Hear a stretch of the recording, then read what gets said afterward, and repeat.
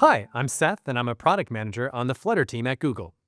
So, you want to build an app, and you've decided to check out this Flutter thing. So, what is Flutter? Flutter is a toolkit for building apps.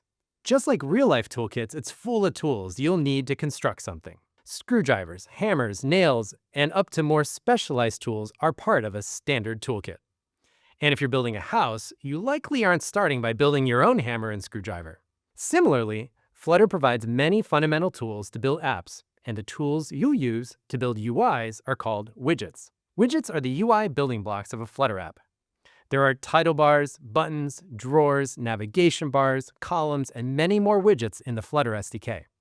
At its core, a Flutter app is a composition of widgets that are combined into a hierarchy called the widget tree. To build this tree, you start with simple widgets provided by the framework like text, row, and image, and you combine them into increasingly more complex widgets.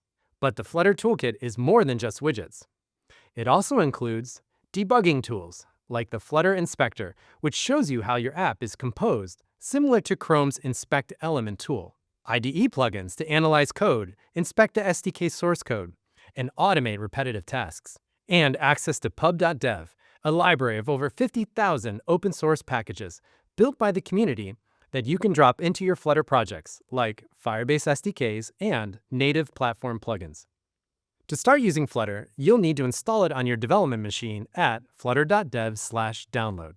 Once installed, you can create and manage your Flutter SDK and Flutter projects via the included CLI or right in your IDE with the official Flutter plugins. The tasks you'll want to get familiar with first are running Flutter Doctor in your CLI to ensure your environment is set up properly, or using the CLI or your IDE to create new projects, run your projects, test and debug your projects, and build your finished app to deploy to the App Store, Play Store, or your web server.